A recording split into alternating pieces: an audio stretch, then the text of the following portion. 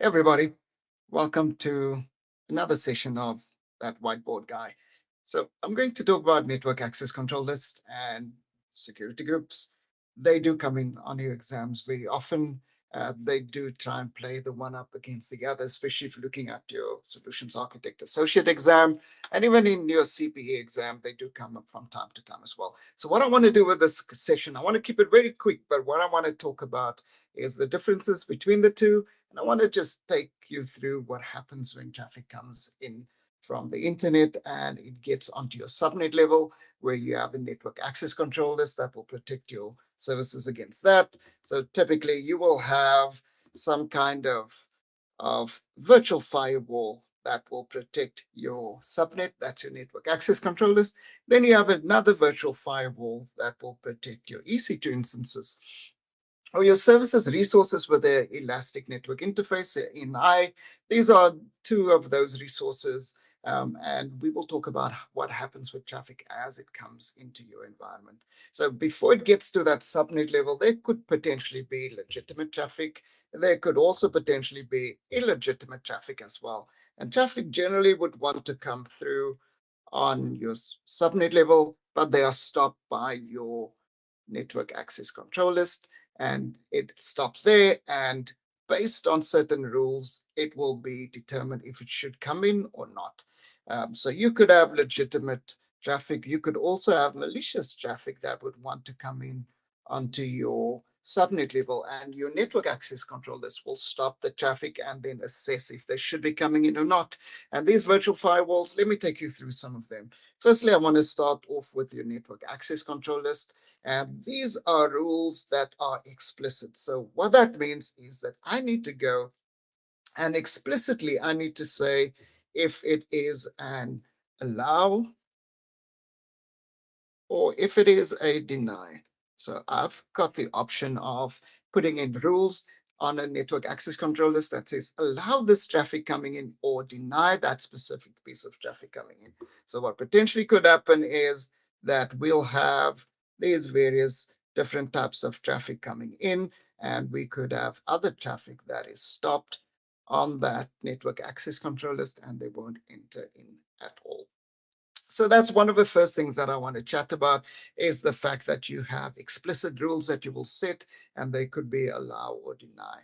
Now, all of these rules that I have mentioned now, either allow or deny, they are all numbered. So you could have a rule 100, and then after rule 100, you could have a rule 200, and then maybe a rule 300, etc., etc. And you can say for the one I want to allow, I want to, maybe another one you want to deny, and maybe for another one you could say, hey, I want to allow again. But the order is important.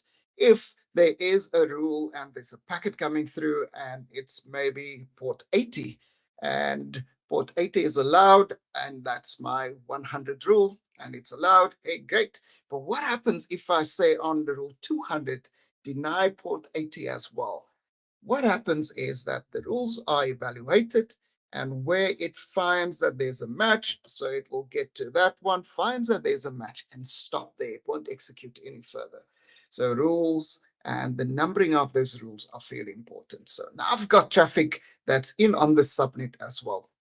There's a few other things that I need to mention on my network access control list as well. I mentioned that they are numbered. I mentioned that they are explicit rules, allow or deny. One of the other aspects to it as well is that it is stateless.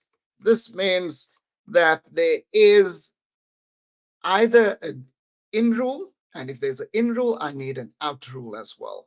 And if there's an out rule, I need an in rule as well. So it's stateless.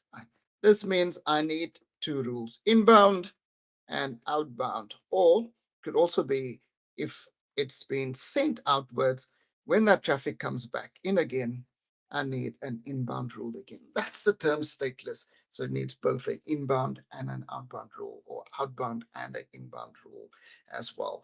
These are some of the most important aspects to remember about your network access controllers. And I'm quite sure that you will have this in your exams coming up if you are doing those certification exams.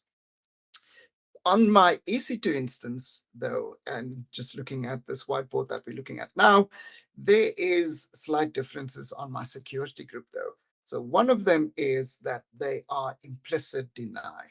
So if I look at my security group, there is an implicit deny. This means that there is nothing allowed in. I need to create rules. So I will go and create a rule that could say I want to allow TCP port 3306, which is the database port.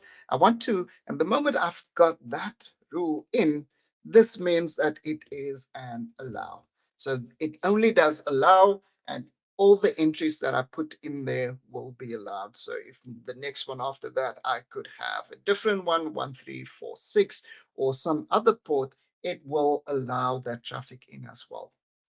There isn't an order to my security groups as well. It isn't numbered, so there is no number to it as well. And I'll make mention of that too. No numbers at all. Other way that it differs from a network access controllers is that security groups are stateful. So they are stateful rules. And this means that they remember the packets that is going in or coming out of my environment. So I've got stateful packets. This means I either need an in or I need an out. You can see the difference on the stateless side where I need both the in and an out, or both the out and an in, depending on which way the traffic is initiated from as well. These rules becomes fairly important. They protect my ENI level, while my network access controllers protects my subnet level.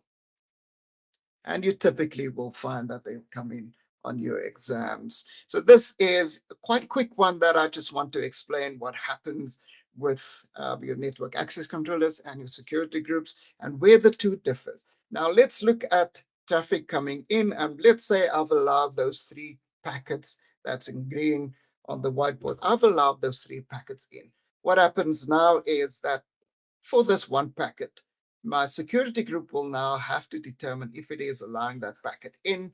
And if it does, yay, the packet goes into my EC2 instance and it passes my security group.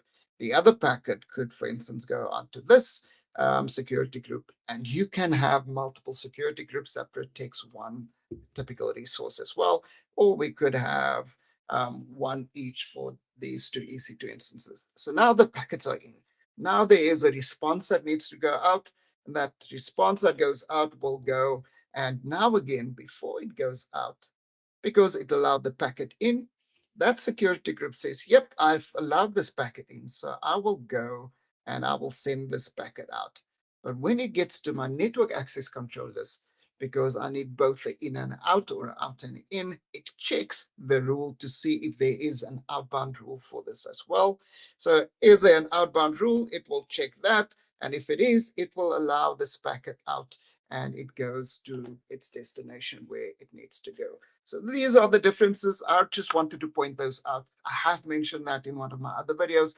Thought it's important to speak to this again. And hey, if this has been helpful, please subscribe and check out some of the other videos as well. Cheers, everybody. It's been an absolute pleasure, and good luck with your exams. Bye.